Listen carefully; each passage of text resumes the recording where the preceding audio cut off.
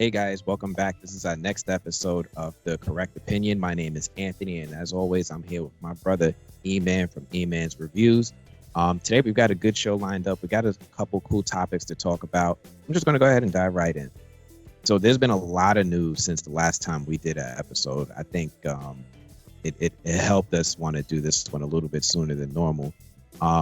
So the first piece of news that I wanted to talk about that really caught my attention was about let's start off with the DCEU, right? Okay. So there's been a lot of speculation online about what's really going to happen in this Flashpoint movie. We've obviously gotten confirmation we're going to see multiple iterations of characters, multiple iterations of the Flash, multiple iterations of Batman.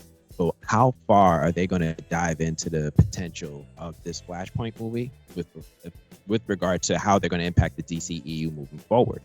Are they going to reboot? Are they going to change things? What's going to happen?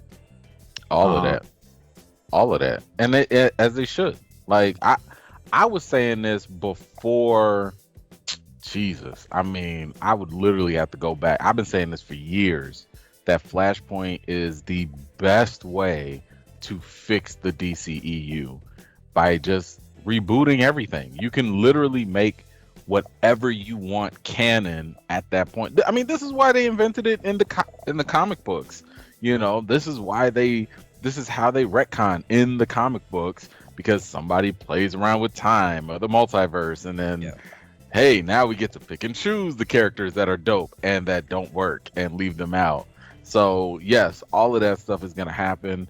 This is a great way, in my opinion, for WB to separate themselves and finally correct the ship, right? Like now they can finally be like, no, it's not Snyder, it's not the Snyder fans that control what we do, it's us. And this is the story we're going to tell with these characters that we choose in this direction. So the question I think that a lot of people have is, how far are they going to go, right? Right now, we've gotten confirmation that we've got a Supergirl, right? We've got a Supergirl that's going to appear in this movie.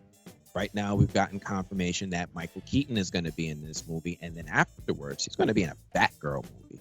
So a lot of fans are speculating that moving forward, DCEU is going to shift away from a universe that has male leading figures and transition to one that has purely female leading figures. So just Batgirl, Supergirl or Superwoman, however they identify her, and Wonder Woman moving forward. And now that's the conversation that I'm curious about. Yeah, I mean, I'm curious about it too, because you know, we've seen this before, right? Like we've seen what happens when you try to force diversity into certain projects.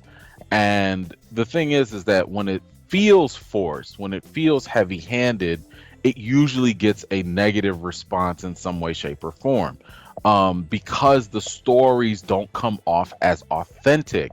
They come off more so to, we're just playing to the crowd, or we're just, you know, being performative, you know, and saying like, hey, look at what we did, rather than, hey, here's an organic story that makes sense, that flows. Oh, and by the way, it just so happens to be diverse. Like, whatever you can passively bring in diversity, because let's be honest, if there wasn't discrimination, it would be passive, right? Like we wouldn't have to force these things in, and we wouldn't even be having these conversations if discrimination wasn't a thing. So, you know, it's happened in the comics. What was it when and shout out to these stories, because the stories were cool. What was it when Falcon, you know, and Marvel became Captain America, when Jane, you know, became Thor and stuff. Like they forced it so much, there was all these negative reactions, even though some of the stories were actually good. Right. But it was kind of like there was no meat on the bones, and they weren't long lasting either, because they weren't based on anything. They didn't have a strong foundation. So that's my only concern with this new reboot. I've heard these rumors as well. I'm not going to say whether they're true or not, but I will say that they have legs. I will say that there is something behind this idea that Flash is going to go through the multiverse. Him and Michael Keaton, I guess Keaton's Batman's gonna be like Yeah. Nick Fury. They're gonna be like, hey, you're the new Batman now, Batgirl. Hey, you're the new Superman, Supergirl. And we just go with that. But I also think that they're going to play to what works. They're not getting rid of Gal Gadot's, Wonder Woman or Aquaman's, Jason Jason Momoa. Like, they're gonna give him some blonde hair, but they're not gonna get rid of him. They might do whatever, but you gonna keep that. So I think at the very least we'll get that level of mix up. I guess maybe a new Cyborg, because clearly Ray Fisher ain't coming back with Hamada still in place. Man, so that one still hurts. I mean, this reminds me a little bit of another conversation that might ring true, which is it's great that they're introducing a Batgirl. It's great that they're introducing Supergirl. It's great that they're wanting to push these characters to the forefront. Yeah. What is disappointing is it's at the expense of these other characters. 100%. Obviously not Batman, but Superman. Henry Cavill's literally doing a one-man promotion on his social media campaign to try to get back into the role. Like, why is this so, right? Matthew Vaughn is like, hey, I'll do it. Right? I will do it. I love him. I do too. But instead, we're getting whatever J.J. Abrams and Michael B. Jordan is putting together as our new Superman. That's your boy. And I mean, they do have two separate Superman projects. Or whatever, I forgot. That is something like JJ has his own Black Superman, and then Michael B. Jordan is doing. Oh, they're separate. Yeah, I thought they were the same. No, they're two separate properties. So JJ is doing his own version of. That's the one with Ta-Nehisi Coates. It's Ta-Nehisi Coates and JJ Abrams. Ta-Nehisi's writing it. JJ's producing it. He might direct it. That's going to be. JJ was doing Justice League Dark. He might. No. He is. His production company, I believe, is doing that. But he might too. I don't know. I don't know how deep it's gonna go. But he is in charge of like the whole Black Superman thing. And that's gonna be Ta-Nehisi Coates. That's probably gonna be I think they said that was gonna be a Clark Kent, but from like another, I think that was like Universe D or something, or Superman D or whatever it is. So it's like a very, very obscure Black Superman. Yeah. But then you also have Michael B. Jordan, who's gonna do Val Zod. So his production company is gonna push that one forward. Now, whether these all commingle into what will become the new Justice League or whatever, we don't know. That part we don't know yet. Because those two properties are gonna be separate. They're gonna be standalone movies. But my issue is, again, I don't care. I agree with you about, I don't like introducing new characters at the expense of others. That part I don't like. I think it's disingenuous. It's not cool. Whenever we're talking about, again, diversity and trying to, promote stuff, but what do we talk about? It's also confusing, right? Well, I literally didn't even know there were two different Black Superman projects. Yeah. No, it all is, but that could all be explained in the multiverse, maybe. So Flashpoint is gonna have some more heavy duty explaining to do. But my thing is like, we always talk about we just want a seat at the table, right? But to get a seat at the table doesn't mean, let me kick you out the table and you take my seat. No, it's like, no, pull up a chair and join the conversation. And the problem that I'm having now with this whole potential of pushing Supergirl and Batgirl is, I don't know if these movies are going to be enough to solidify them. We don't even know if they're going to be popular or not. Like, I would have much rather the Supergirl movie come out first on HBO Max, the Batgirl movie come out first. If it's got good reception, if people like it and they enjoy it, go ahead and invest in them. Build them up. Give people an opportunity and give them the screen time so that way they can, because you're literally throwing new characters, and I say new relative to the ones that we're replacing, by the way. Yeah. They're new characters, new actresses. We don't even know if we like them or not yet, but yet you're heavily potentially investing them to be the new face. So that could be a huge gamble. That is a huge gamble, but that's what they all do.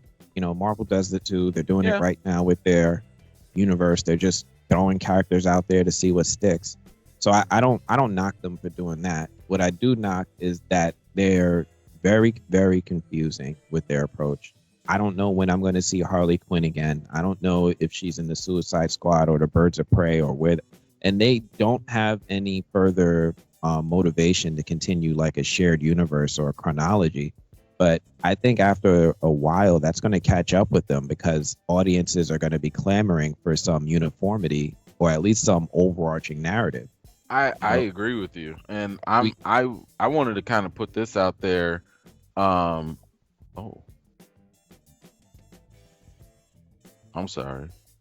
A big YouTuber just contacted me and wanted to do something. That's dope. No disrespect.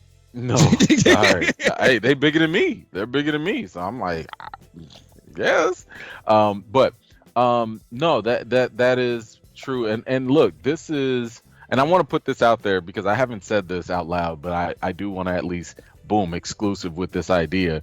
This, if any time was a good time to make this happen with Flashpoint or whatever, this is the time when WB, I'm talking about, you want to cash in, you want to make some money, you want to break the internet, you cast Willem Dafoe as Joker for one time, let him be Robert Pattinson's Batman in his little universe, and you bring that into the multiverse, and it perfectly can line up with Jared Leto's, with Joaquin Phoenix, and Willem Dafoe be that third Joker, and then you introduce that 3 Joker storyline in some way with the multiverse.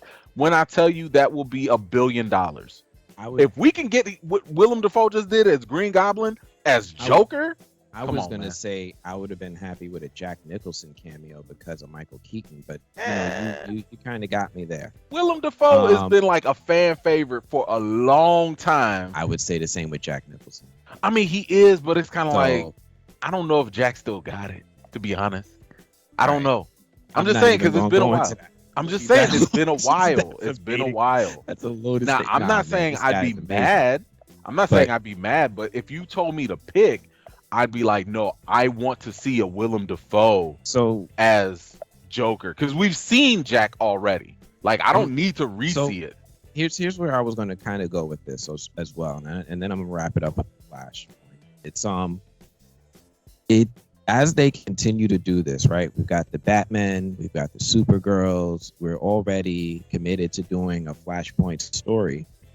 2 things actually I was going to add. One, this is feeling less and less like a Flash story, right? This is more like a DC Universe story. We're not going to see any of his rogues or any of his villains. None of them. And more important, and it's crazy that how on earth are we putting together a Flashpoint movie? And maybe I missed it. Maybe it just went over my head. Reverse Flash nowhere. Where's Reverse Flash? Exactly. Right. So he's the catalyst to the story. I don't see him cast. I'm curious. Or maybe he was cast and he's just literally a nobody.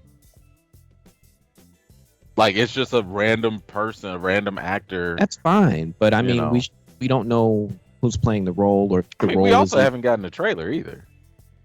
We've gotten a teaser.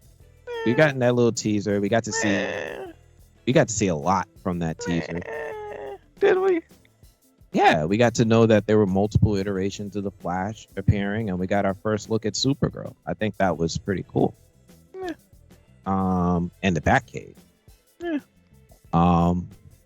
But yeah, we haven't seen our Reverse Flash, and this doesn't feel like a Flash movie. I guess if for the hardcore Flash fans, if you want to see him doing Flash stuff, you got to go to the Grant Gustin show on CW. But this is, there's no Gorilla Grodd, right? There's no rogues or anything like that. So, is it even a Flash movie, or is this just a Justice League or DC Universe movie? And it feels like Multiverse of Madness, right? Like, or Civil War, Captain America Civil War, where they're shoehorning a greater narrative into an individual story. Nobody can tell me Civil War is a Captain America story. It's hard. It's an ensemble movie. Yeah. It's like Avengers Light. Anyway, that's all I had about Flashpoint.